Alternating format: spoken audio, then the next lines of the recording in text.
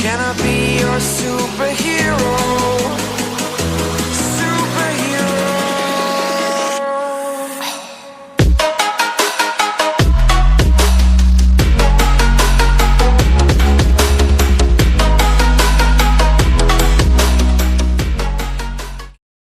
तो इस मूवी के शुरुआत में हम फिर से स्टीव रॉजर्स को देखते हैं, जो हर दिन 50 किलोमीटर रनिंग करता था।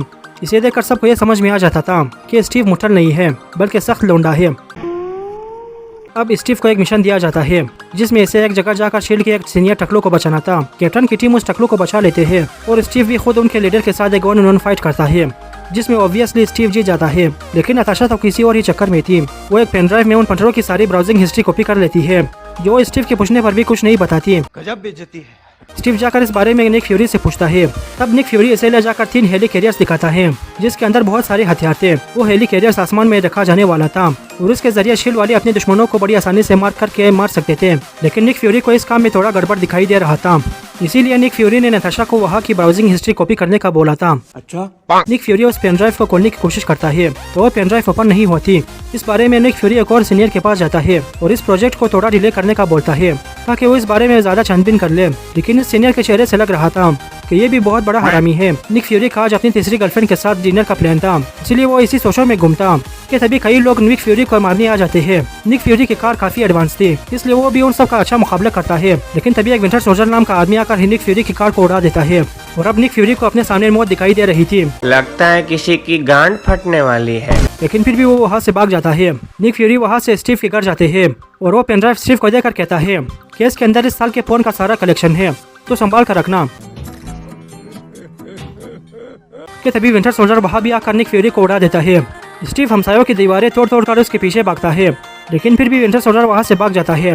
निक फ्यूरी को पास के ही गवर्नमेंट हॉस्पिटल ले जाया जाता है, जहाँ पर वो राम हो जाता है। अब शील्ड का एक सीनियर अलेक्जेंडर स्टीव को अपने ऑफिस बुलाता है और यह पूछता है कि निक फ्यूरी के घर पर क्यों था, लेकिन स्टीव उसे सच नहीं बताता। तो अब अलेक्जेंडर स्टीव को मारने के लिए अपने बहुत सारे पंटर को बेचता है, जिसे स्टीव अकेले ही हरा देता है और वहाँ से एक यामाहा बाग लेकर भाग जाता है। इसके बाद अलेक्जेंडर स्टीव को एक गद्दार कहलवा देता है और उसे मारने के लिए सारे एजेंट्स को ऑर्डर दे देता है।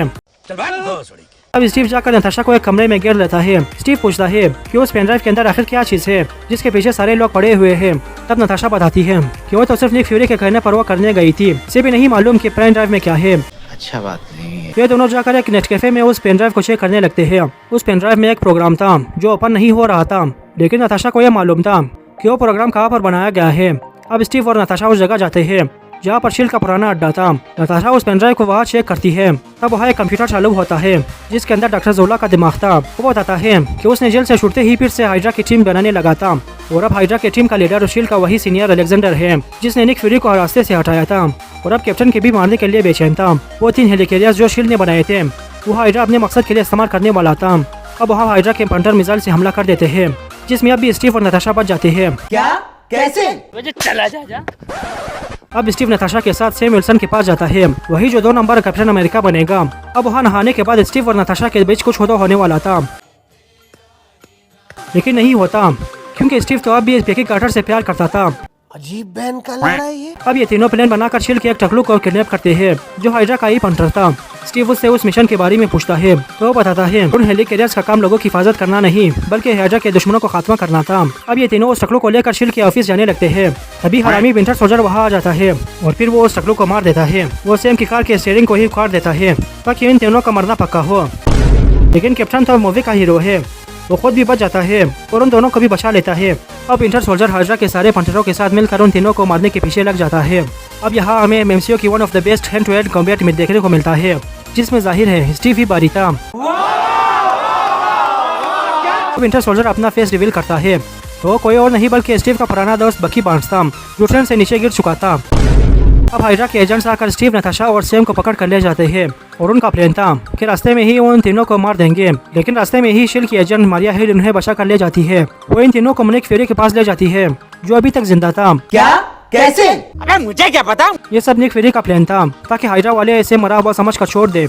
अब ये सब मिलकर उस मिशन को रोकने का प्लान बनाते हैं। ये नहीं कि फोन करके टोनी ब्रोस और थोर को भी बुला ले, सब कुछ इन्हें ही करना है। हमारे यहाँ ऐसा ही होता है। ये सब शील्ड के ऑफिस में पहुंच जाते हैं। वहाँ पर स्टीव एक अनाउंसमेंट करता है कि हाइड्रा ने शील्ड पर कब्जा कर लिया है, तो जो कोई भी हाइड्रा के हराम पैसे नहीं खाते वो मिलकर हाइड्रा का मुकाबला करें। Okay bye. अब हाइड्रा के पंटर उन हेली कैरियर्स को लॉन्च कर देते हैं ताकि वो जल्द से जल्द हाइड्रा के दुश्मनों को टारगेट कर सकें। अब स्टीव और सैम उन हेली कैरियर्स पर एक चिप लगाना शुरू कर देते हैं जिससे हेली कैरियर्स का कंट्रोल वापस से शील्ड के पास आ सके। अब वहाँ बकी भी आ जाता है और स्टीव के काम में टांग अड़ाने लगता है।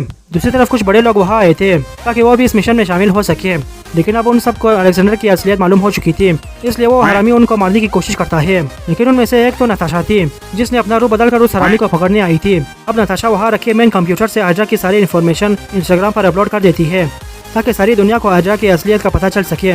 लेकिन इस काम के लिए इन्हें शील्ड के 2 सीनियर्स की बायोमेट्रिक चाहिए थी। तभी वहाँ निक फ्यूरी भी आ जाता है और वो खुद का और उस हरामी की आंखों की फोटो डालकर उस सिस्टम को अनलॉक करता है, जिससे वो सारी इन्फॉर्मेशन अब इंस्टाग्राम और फेसबुक पर अपलोड हो जाती है और इस अपलोड पर 300 से ज्यादा लाइक आ जाती है। अब अलेक्जेंडर उन सारे लोगों को मार देता है जो वहाँ मीटिंग के लिए आए थे और अब नताशा की जान भी खतरे में आ गई थी। अब नताशा खुद को एक इलेक्ट्रिक शॉक देती है जिससे वो डिवाइस खराब हो जाती है और अब निक फ्यूरी अलेक्जेंडर को मार देता है।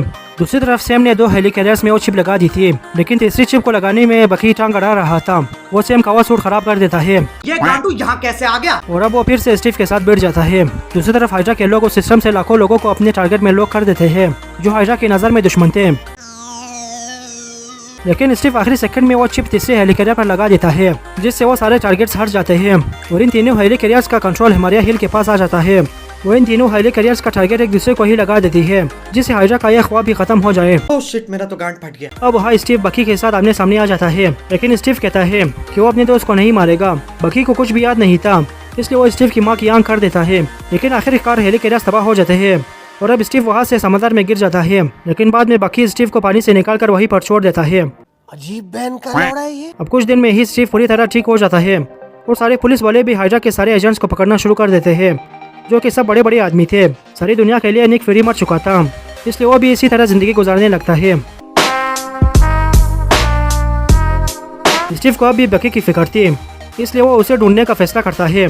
मूवी के आखिर में हम एक और लोडो को देखते हैं जिसका नाम बेरन स्ट्रकर था। काफी घटिया नाम रखा है तुमने। वो भी हाइड्रा का एक वफादार था। स्ट्रकर के पास लोकी की वही छड़ी थी जो हाइड्रा ने इसे दिया था। उस छड़ी से वो लोगों पर एक्सपेरिमेंट करता था जिसमें 2 जुड़वा भाई बहन जिंदा बच गए थे जिन्हें कुछ खास तरह की पावर्स मिल जाती है और अब वो उन दोनों को एवेंजर्स के खिलाफ इस्तेमाल करने वाला था। अब हम फिर से बकी को देखते हैं जो अपना पास जाने के लिए इधर उधर घूम रहा था और इसी के साथ ही मूवी पर खत्म हो जाती है। अगर आपको हमारी वीडियो पसंद आई तो इसे लाइक करें और शेयर करें और हमारे चैनल को सब्सक्राइब जरूर करें। मिलते हैं किसी और वीडियो में, तब तक के लिए थैंक्स फॉर वॉचिंग।